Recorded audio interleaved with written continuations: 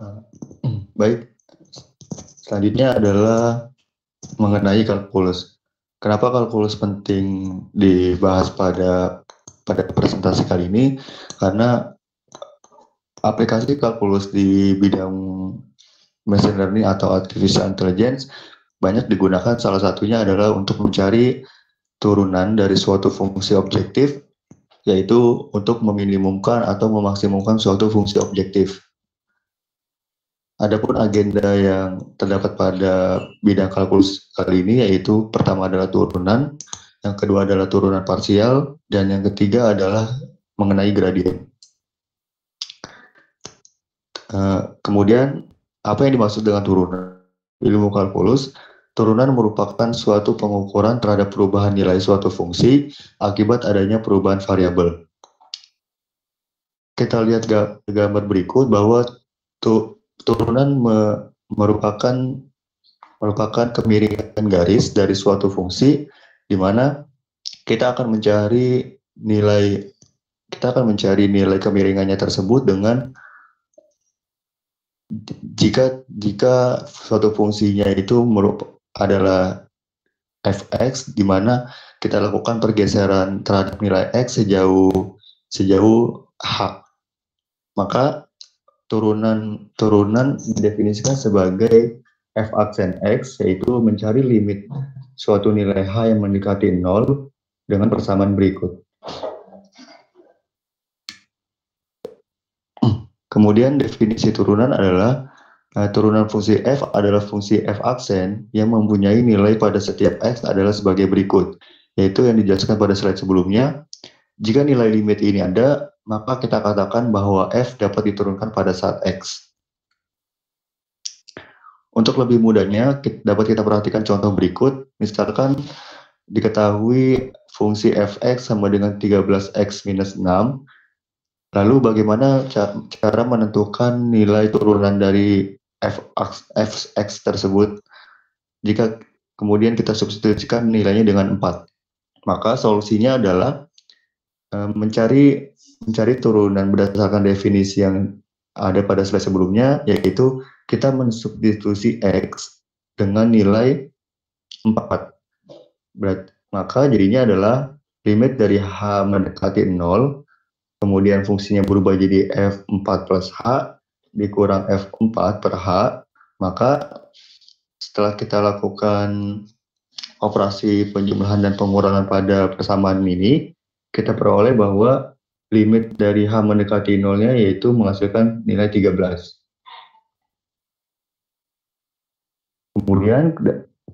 Kemudian kita lihat juga pada contoh selanjutnya, jika diberikan suatu fungsi fx sama dengan x pangkat 3 ditambah 7x, maka bagaimana menentukan nilai turunan dari fungsi tersebut? Yaitu berdasarkan definisi, maka kita peroleh bahwa limit dari h mendekati 0-nya itu 3x kuadrat h ditambah 3x h kuadrat ditambah h pangkat 3 ditambah 7h per h.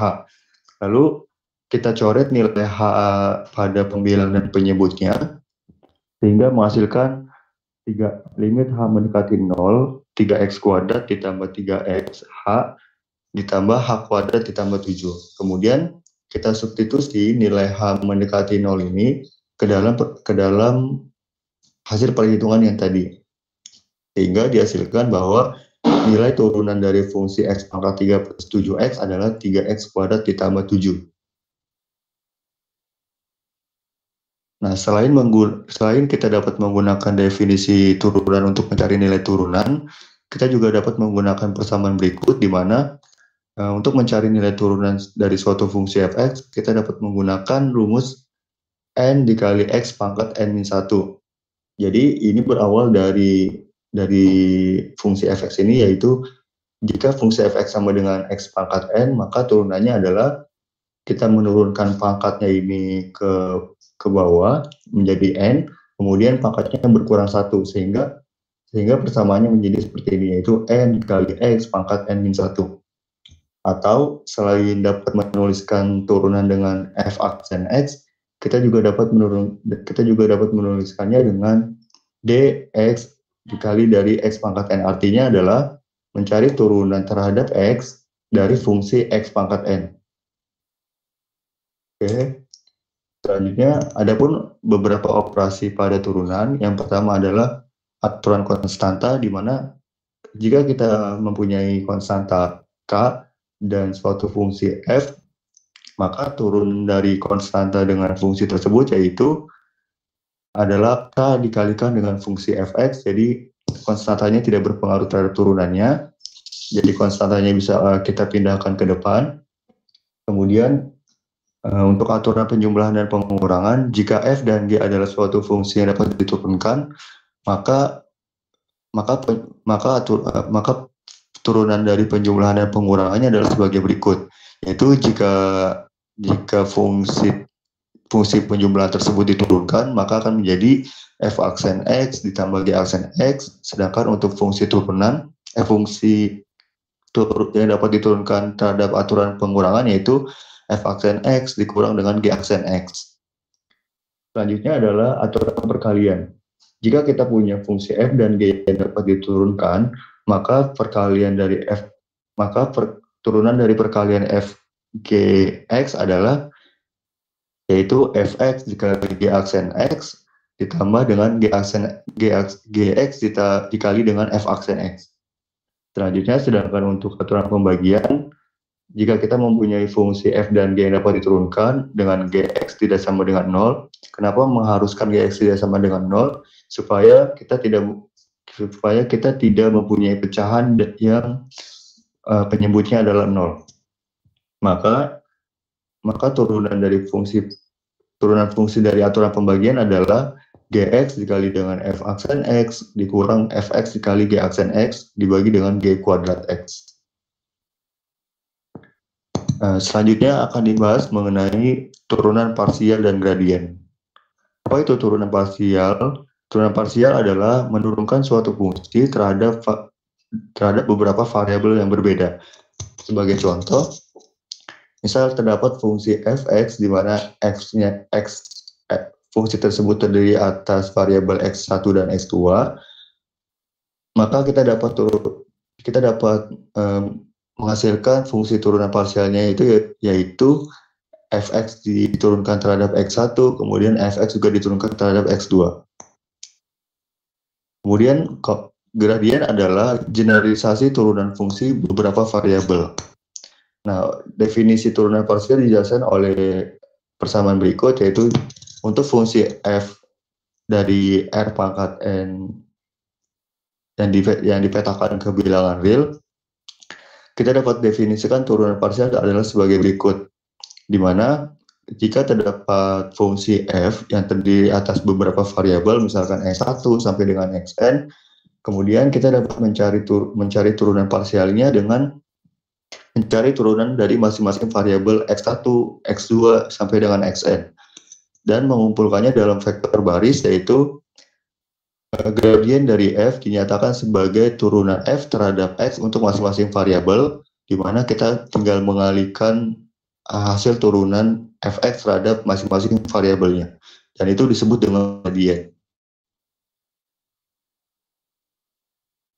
Nah, sebagai contoh untuk mempermudah memahaminya, misalkan diketahui fungsi fx, y, di mana x ditambah 2y pangkat 3 dipangkatkan dengan 2, maka kita dapat peroleh turunan parsialnya, yaitu langkah pertama adalah menurunkan f terhadap x, terhadap variabel x, maka akan kita peroleh yaitu pangkat 2-nya kita turunkan, kemudian variabel x-nya kita turunkan jadinya 1, ini saya tidak tulis di sini, kemudian untuk fungsi yang dalam pangkat ini tetap pangkat kurang 1, sehingga dihasilkan 2x ditambah 2y pangkat 3.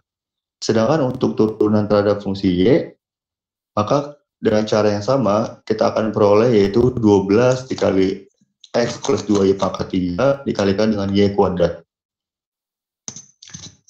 Kemudian untuk contoh perhitungan gradien, yaitu jika diketahui fungsi fx1, x2, di mana di mana fungsinya adalah seperti yang ditunjukkan pada slide ini, yaitu X1 kuadrat dikali X2 ditambah X1 dikali X2 pangkat 3. Turunan parsial F atas X1 dan X2 adalah sebagai berikut, yaitu kita hasilkan bahwa untuk turunan F terhadap X1, 2X1 dikali X2 ditambah X2 pangkat 3. Kemudian untuk turunan F terhadap X2, kita peroleh bahwa X1 kuadrat ditambah 3X1 dikali dengan 3X2 kuadrat. Maka kita akan peroleh gradiennya adalah sebagai berikut, yaitu dengan mengalihkan hasil turunan F terhadap X1 dikalikan dengan hasil turunan F X1, X2 terhadap X2, yaitu seperti ini. Selanjutnya, bagaimana turunan itu digunakan pada machine learning. Contohnya adalah pada masalah gradient descent di neural network, yaitu kita mencari turunan dari suatu fungsi, di mana kita akan meminimumkan loss terhadap bobotnya sehingga bobot yang dihasilkan nantinya adalah bobot yang mampu meminimumkan fungsi loss-nya. Nah, pada awal slide sudah saya tekankan bahwa turunan berhubungan dengan suatu kemiringan garis, sehingga untuk mencari nilai fungsi loss yang paling minimum, kita akan cari kemiringan garis yang paling minimum, yaitu kapan nilai turunan itu paling minimum atau maksimum ketika kemiringan garisnya sama dengan 0, yaitu pada saat titik di lembah ini. Kalau kita ingin mencari nilai turunan yang paling minimum. Nah, kalau kita lihat kurva fungsi kuadrat ini, bahwa nilai turunan yang paling minimum didapat di titik paling bawah ini, yaitu saat kemiringannya sama dengan 0. Berarti ketika kita ingin mendapatkan suatu bobot yang dapat meminimumkan loss, maka kita akan mencari turunannya sama dengan 0.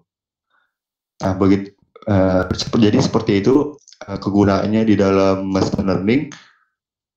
Nah, sebagai contoh, misalkan saya punya arsitektur neural network seperti ini, di mana inputnya dari X1 sampai dengan Xn, kemudian yang ini adalah hidden layer, dan yang terakhir adalah output layer. Kemudian gradient descent digunakan pada algoritma break propagation, yaitu memperbarui bobot misalkan wajib, yaitu dari menuju ke hidden layer. Bagaimana caranya? Yaitu kita dapat menggunakan aturan rantai, di mana kita dapat meminimumkan error, kita dapat mencari turunan error terhadap bobotnya, sehingga nantinya akan didapat bobot baru yang dapat meminimumkan fungsi loss-nya, yaitu fungsi loss di sini adalah fungsi errornya.